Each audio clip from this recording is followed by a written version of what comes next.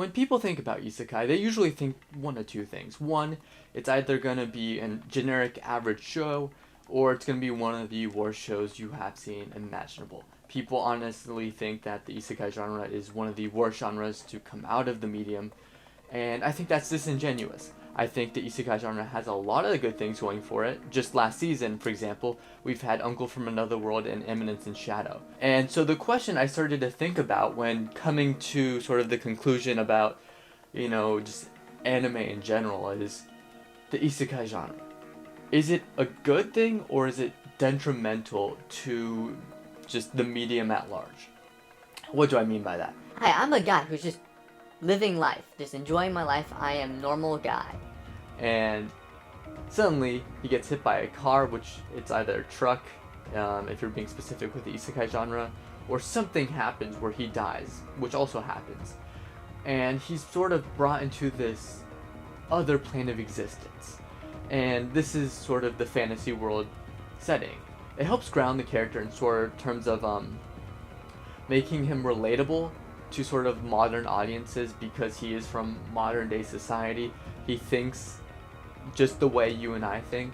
It's very easy to sort of understand where he's coming from an outsider's perspective, because we're outsiders as well. And I think it is very important distinction to have in terms of like talking about everything, because at the end of the day, it's important to shed light on the tropes, because they are existent within the medium, within any medium. Like, for example, the isekai genre, if you get annoyed with that in terms of like, oh, it's the same story pattern over and over and over again, well, that's the superhero genre. And in terms of over here in the West, it's just repetitive. Guy gets powers, guy already has powers, he's doing his best to save the day in his normal life.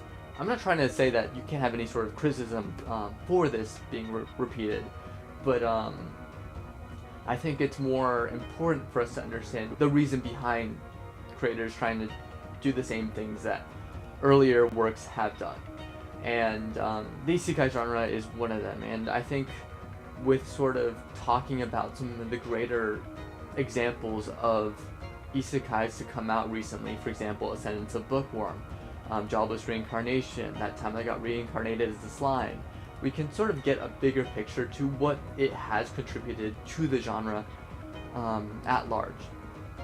And with these shows, you will also notice that although they do have the sort of standards set up, which is repeated across hundreds of the shows within the same genre, we can also see some of the differences and the creative liberties they're able to take by taking on the formula. And each one of these shows brings some unique aspect, some unique element that really redefines what we imagine storytelling to be. And I will be going through them individually with those three examples. But then what I'm also going to do is I'm also going to talk about the shows that I think are probably some of the lesser, some of the weaker examples of shows within the medium that people tend to give the harshest criticisms towards. When we talk about great isekai within the genre, we can't look no further than one of the possibly blueprints for the genre at large, and that is Jobless Reincarnation. Now, if you don't know, this show actually came out a lot more recently than a lot of isekais. However, its manga dates back before the formation of a lot of these isekais, which is really funny. But aside from that, I think this show, although it is one of the older examples in terms of its manga slash light novels, sorry, I always get that confused. This is a perfect example of what isekai can do. This really showcases why it's the best, why it literally defined the genre. And I think one of the important distinctions to have is this is not a story. This is an epic. And with sort of the isekai genre, isekai primarily deals with fantasy. And so for this show to sort of tackle that, to sort of envelop itself into its world, where the world is so detailed that the characters feel like real people, the setting feels like a real setting, there's animals, there's creatures, there's magic, there's so much to make this world so in-depth that you can immerse yourself in. And I could literally see myself walking in this world, traveling in this world, you have it's like a whole painting that it gives you, that you can sort of traverse within your mind. And I think this is an example, one of the great, why I'm choosing this specifically out of all the great shows, which I could have chosen a lot. One, it's because they define the genre, like I said earlier. But two, I think in terms of the main protagonist, Rudy, which is his name, he starts off as sort of, how do I put it? He starts off as a failure. In his past life, he literally failed at life. His upbringing was tough. He was constantly bullied. He also had some character flaws within himself, and that led to an untimely death. And it's a really, really sad state of affairs, because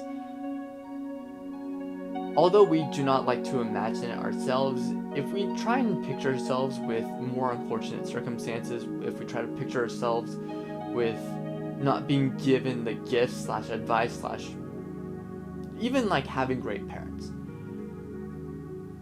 what that could entail. And I think this show perfectly demonstrates sort of the path that this one person has took, which eventually led them to their demise. But with a miraculous change of events, he was given more time, a second chance. And this, of course, was in the form of the Isekai format, which is when he was reincarnated into a fantasy world.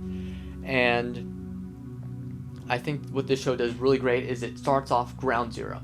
He's reincarnated as a baby. And as him literally coming out of the womb, he sort of immerses himself in this world for the first time. And as he's learning about all the things and how the physics of the world works, how magic works, how there's creatures, how there's sword fighting, how there's different classes and warriors, and all this adventuring, he learns with the audience. And it really helps bring the audience into the world, and I think this is what it does great. But I also think what it also does great is sort of bringing the message of purpose. And purpose is a really interesting concept when you talk about sort of isekais at large, because what I think this show does in particular, and I think it's shining, what it makes, because I like to look at shows when they really excel and are some of the best examples of any grouping. They need to shine. They need to have one specific element that makes them above the rest, that makes them notable in your mind. And I think what this show does great is purpose. And when talking about purpose, we also get into the conversation about what it means to be reincarnated, what it means to be given more time, another chance. And this doesn't have to be in the form of, say, this fantasy setting in terms of it being like you die and you be reincarnated into this fantasy world, but rather if you have like a near-death encounter, or if you are in circumstances that you're fortunate to have a really great life, a good life. We look at that as sort of another chance to kind of look and truly cherish what we have. And this is what sets up this show apart from other shows within the media, let alone genre. I definitely think you should check this out if you're a big fan of the fantasy genre, if you're a fan of the isekai genre, if you're a fan of anime, or even just shows in general. You don't have to be an anime fan. I think there's a lot of value to get out of this show, and you should definitely check it out. Now, Ascendance of Bookworm is one of possibly my all-time favorite shows. I think it is heavily underrated, unlike Jobless Reincarnation, which is a much more popular example of the greatness within the isekai genre. I think Ascendance of Bookworm is very much slept on, and for no good reason too. It has such great world building, it has such great characters, it has such great physics in terms of the magic system, in terms of the religious implications, and there's so much going on here. And I think you should definitely check this show out. I would actually recommend this more than Jobless Reincarnation. It's that good. But in terms of this show, the thing that it brings to the genre at large is, I think, time. And what do I mean by that? I think when we talk about shows, there are a lot of shows that just want to get just straight action. And there have been really big offenders of that. And there have been really big, or there have just been smaller sort of just tropes within the isekai genres, to sort of just rush into the action. It's like, oh no, something happened, we'll go straight into the action. But I think what makes this show so great, or progression, and I think what makes this show so great, this show takes its time. And I don't mean it in terms of it's slow by any means, but it sets a pace for itself and maintains that pace throughout. And for example, I'm just going to give you just one, like an example from the show. It's a minor spoiler for like season 1, but I definitely think it won't ruin it, and you should definitely check it out regardless. The main character, the main girl, her name is Mine. And Mine is, in her past life, she was like a librarian who was obsessed with books. And one day she has an unfortunate accident, which basically a bookshelf collapses on her and she passes away. And it's a really, truly unfortunate set of circumstances. But with sort of this gift she's given another chance. Another chance in this fantasy world. And she's born, and this is where I think it's one of the most interesting aspects. She's born into the form of this little girl, into this family that's very impoverished. But throughout sort of this development, is her main goal is to read books. She's obsessed with books, she just wants to read books. But what she finds in this fantasy world is books are only read by those who are wealthy, by those who are rich. And so her main quest, her main goal isn't to defeat some demon lord. It's not to defeat monsters or even get back home or a retrieval arc. What its main goal that it tries to set up is how this story gets unfolded in terms of her wanting to sort of read books ends up being the catalyst for her character. And she thinks her immense knowledge of reading books, she can start to create these inventions. For example, when she wants to sort of have paper to start writing books, so that she can sort of gain a path to getting closer to reading books, she has to go through, I think, 5 episodes just to get paper. And it's a very realistic time proportion if you think it from a realistic, grounded sense. Even though in more of a fantasy world isekai, it would just rush to the next, like Dr. Stone. Dr. Stone would just invent paper within the episode. But this show really takes its time and takes 5 days or 5 episodes to make this a reality.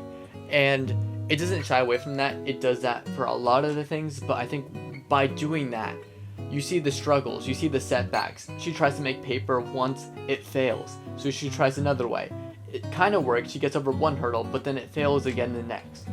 And that's sort of the progression with the show. It's her trying to sort of dissect sort of what is possible, what is made, being born into a world of convenience, to have all that convenience taken away, and sort of having to build things from the ground up. She has to learn through trial and error. And I think this is one of the best aspects of the show. And a lot of isekais do not do this, unfortunately, which I think they should actually take a page out of this, which is take your time with your world. Take your time to immerse yourself in the world. Take your time to sort of learn.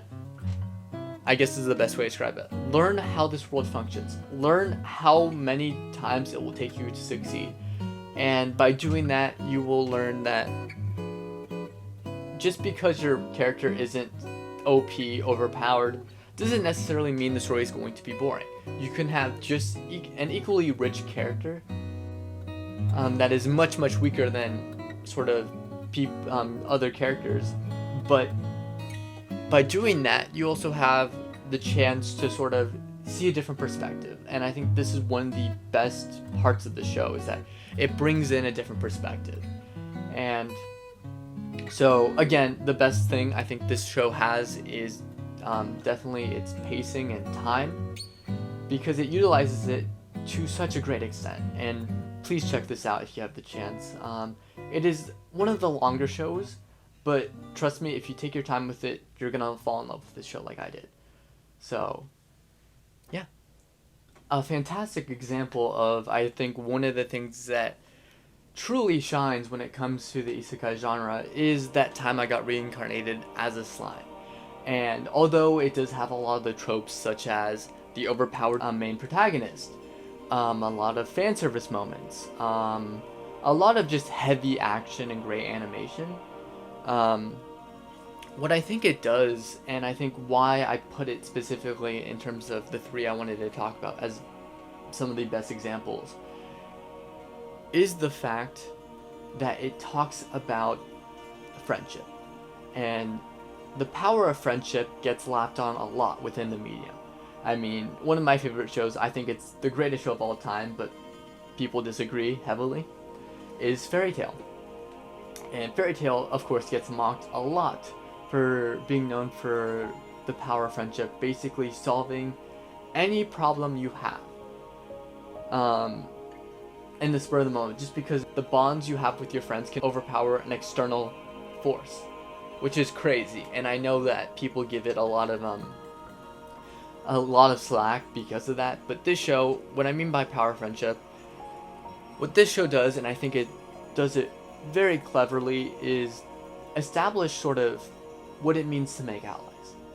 And this show, the premise is basically this man dies and gets isekai'd as a slime.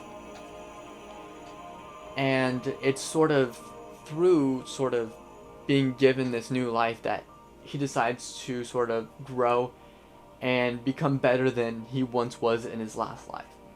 And that means sort of taking on sort of the responsibility of sort of being the hero / leader of a lot of sort of minorities. But the minorities in this example are actually the creatures, the monsters. So you will have sort of, for example, this is in the first arc, he befriends a bunch of goblins and helps them fight off their attackers, the oppressors, which are the wolves. And through this sort of bond, he helps them overcome their external threat and forms a bond with them. And later on, he ends up confronting the wolves as a result and actually taking them in as well. And it's really going to show the power of what it means to make alliances, that strength actually comes from the relationships you have, the charisma you have with other people, much more so than just trying to fight everyone that comes against you. Because although people have differences of opinions, if you talk it out and sort of have sort of a common underlying agreement, you can sort of grow even more than you could even imagine. And you get given the resources / assets that weren't previously given to you, which is even a bigger example why I think this show really sets itself apart. And I think sort of the power of friendship really envelops itself in terms of what it should really be in the isekai format, in terms of just building allies, and it really grounds the show, I would say, because he ends up amassing so much assets that he ends up establishing a kingdom. And it's sort of through here, and don't worry, this is season 1 spoilers, there are already 2 seasons in, so please check this out because it gets much better than that. But what it really does is that it really sets sort of a standard for what it means to sort of grow.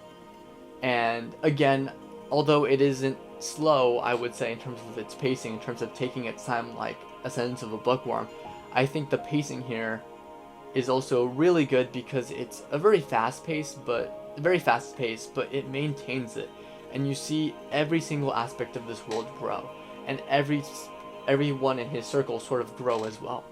And I think that's one of the best parts of this show. And you end up falling for this protagonist a lot because he's like Kirby. He's just a single-celled organism that you just can't help but love.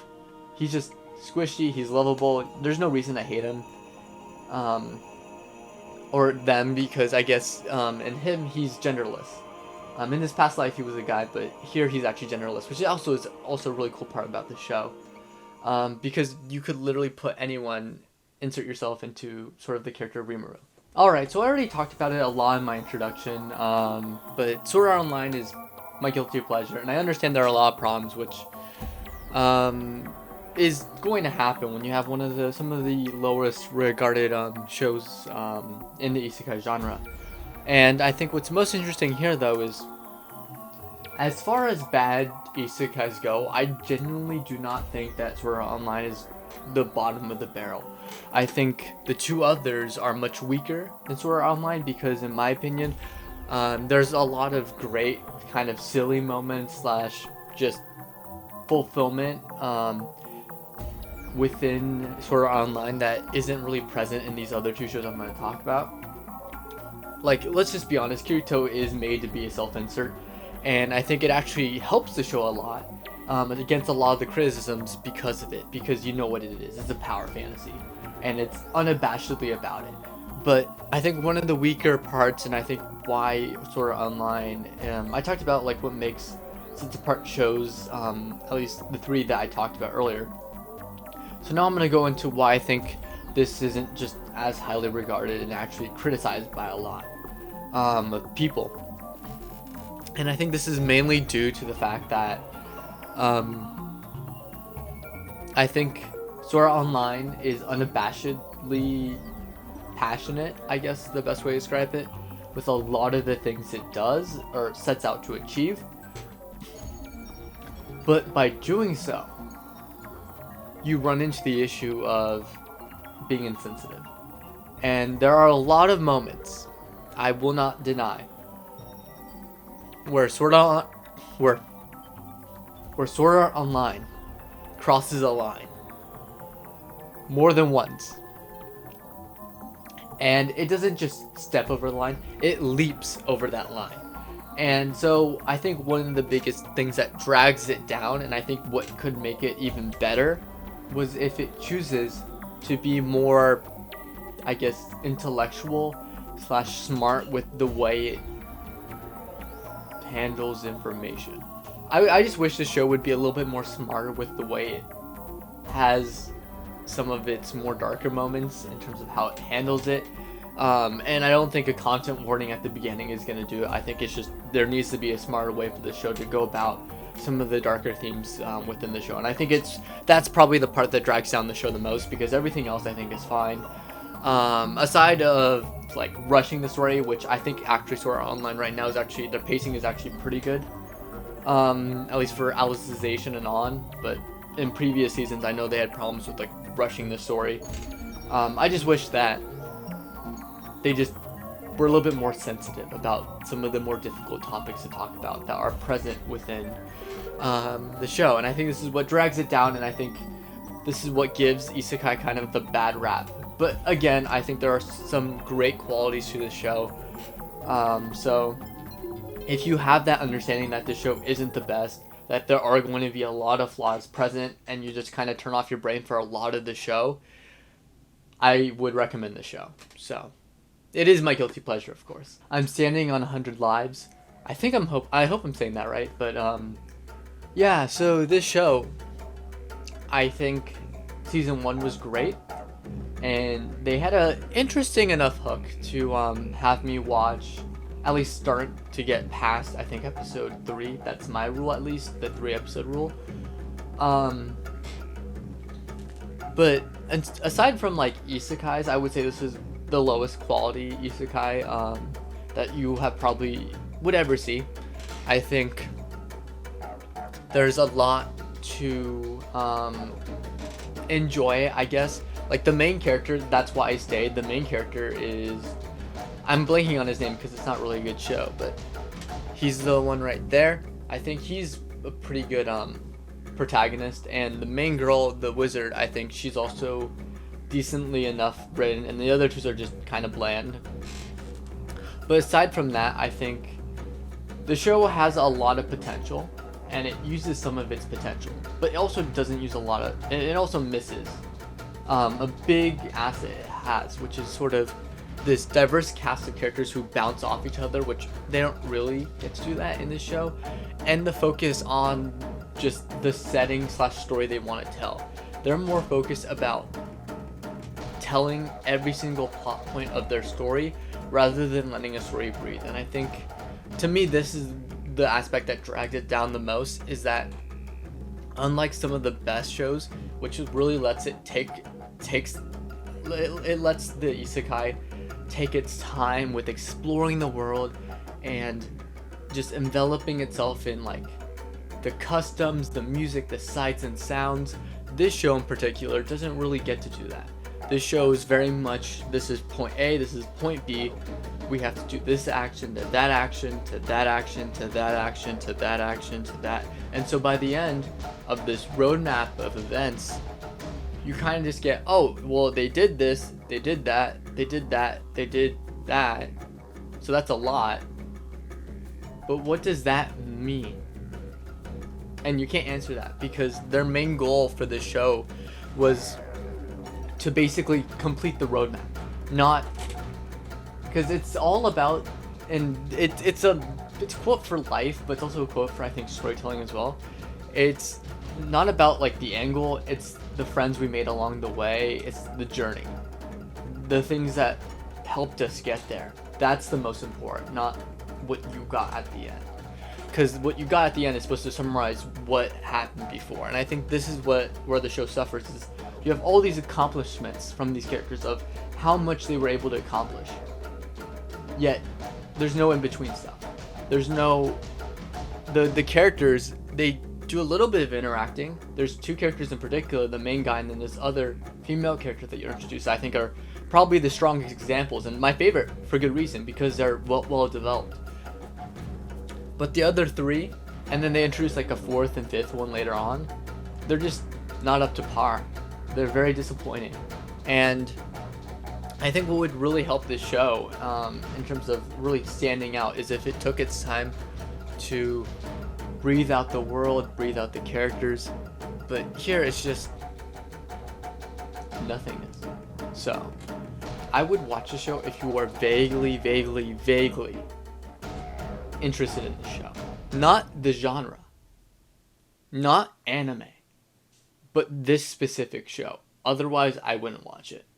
Alright, so for my last fatal flaw, I'm going to be talking about Rising of the Shield Hero, which at a time, it actually amassed this large popularity among people. One, for its controversy with its first episode, and also just for the premise of this is very much different from what we've been seeing in terms of isekais. But later on, there were so many isekais that came out, it really changed that fact, because it really did it. This show was very unique, but I think a lot of shows ended up doing the same premise but a lot better than this show did, and I think this is where it's lacking. Rising of the Shield Hero, they have Ralph Talia, and Ralph Talia is probably one of the reasons why people watch the show, because they're their quote-unquote raccoon waifu. And aside from maybe a couple good moments in season 1, season 2 rolls around and she doesn't have this big impact. And so when the main driving force of the show, for people to watch the show, the character is sidelined, and all the less interesting characters get a lot more screen time, it's really going to impact the show. And so when I'm looking at sort of Rising of the Shield Hero, it's an example of trying to play it too safe. And what do I mean by this? Its premise, its standard. The only thing that really sets it apart from just the definition of isekai, standard isekai, which is guy gets reincarnated into a world, is the hero of that world and has to fight these monsters, is one is the first episode, and then the quote-unquote villains which aren't even like the monsters, it's the human characters, the villains of the show. And it gets to a point where the human characters just become grating, because he beats them constantly, both in argument and in attack and morality and I guess in the court of law. or court of royalty.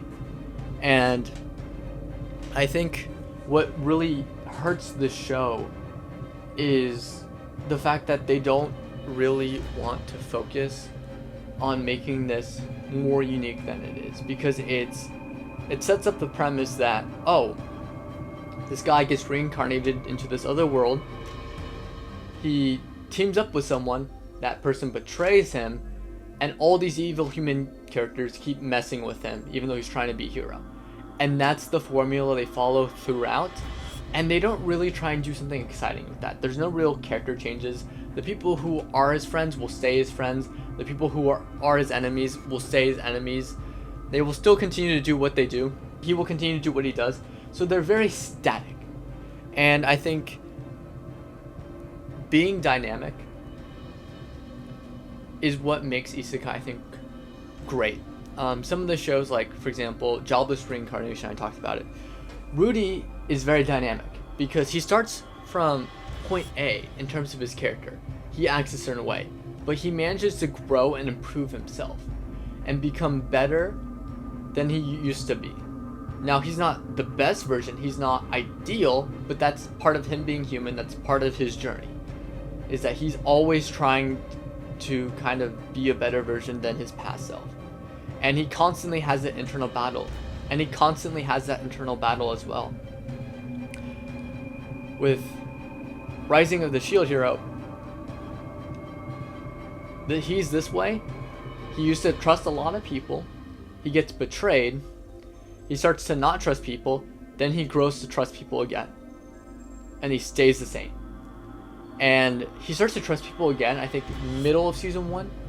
And he literally, I got halfway through season 2. He stayed the same. There's no real character changes. The only difference is his powers. He gets new unique powers and shields. And I think this is what hurts the show, is that if there's nothing to look forward to in terms of the character's internal problems and him growing to become even better after a certain point within the show, which I will admit there is a character arc for him, it just ends so soon. It's almost like there's nothing to look forward to.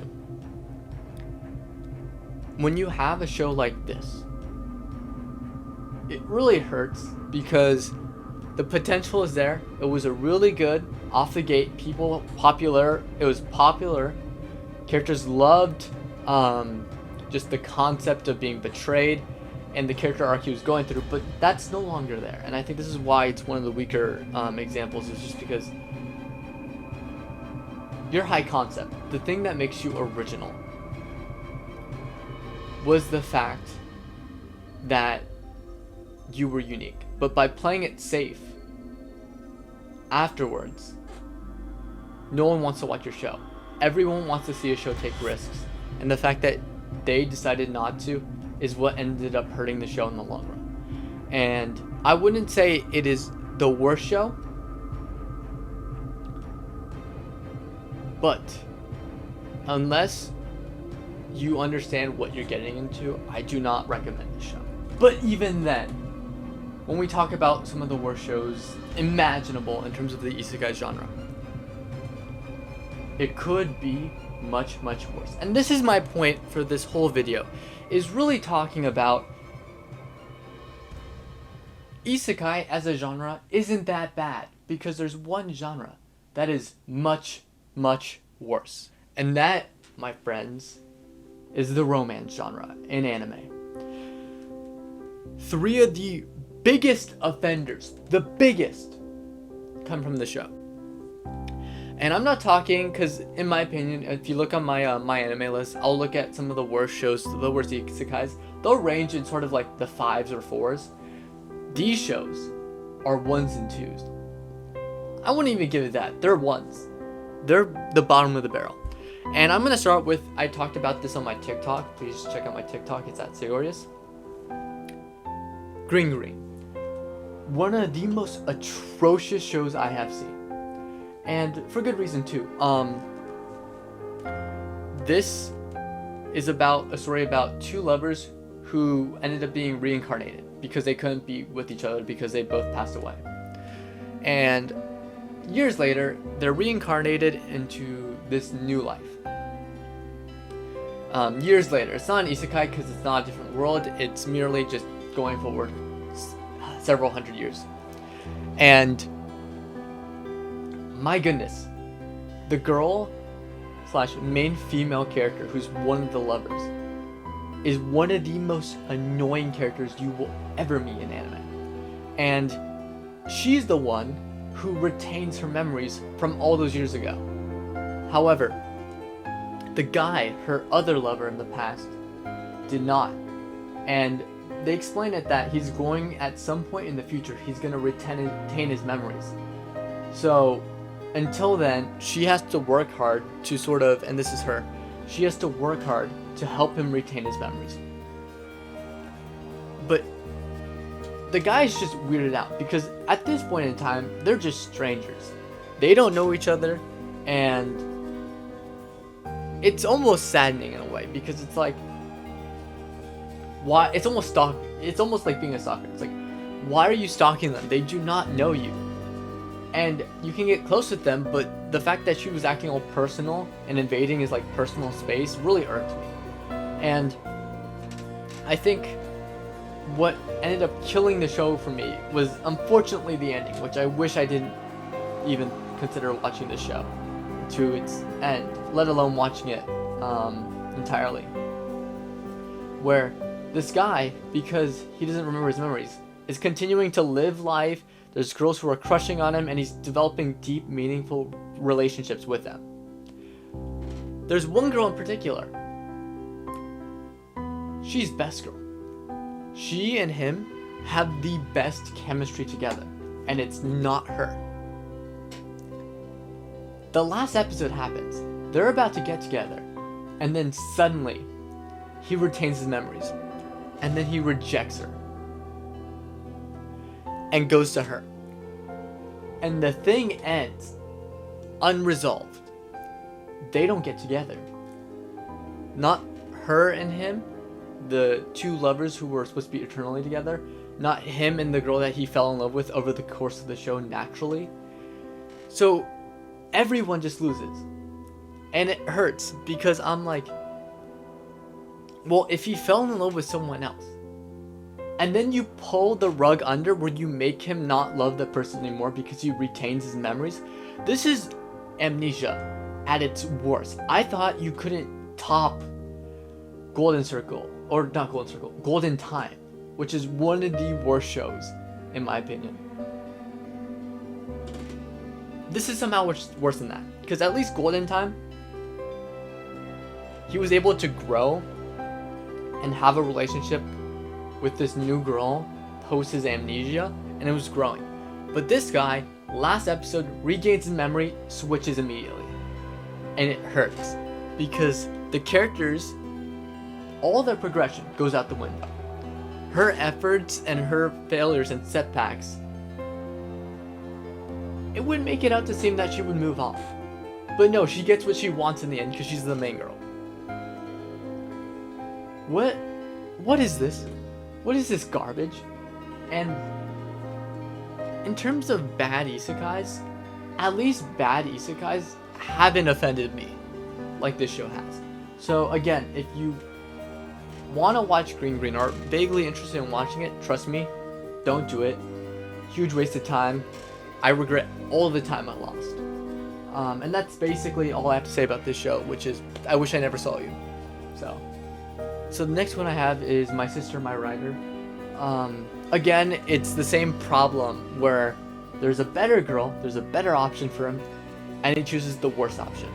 And in this case, the red-haired girl actually has chemistry with him. They're around the same age, they like each other, and there's chemistry. But there's only one problem. The writer does not want that. And,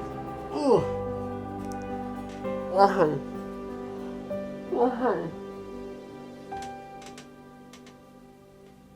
He ends up, so there's multiple love interests, and there's one in particular that seems normal and it's building up. The person he gets with by the end is none other than his sister.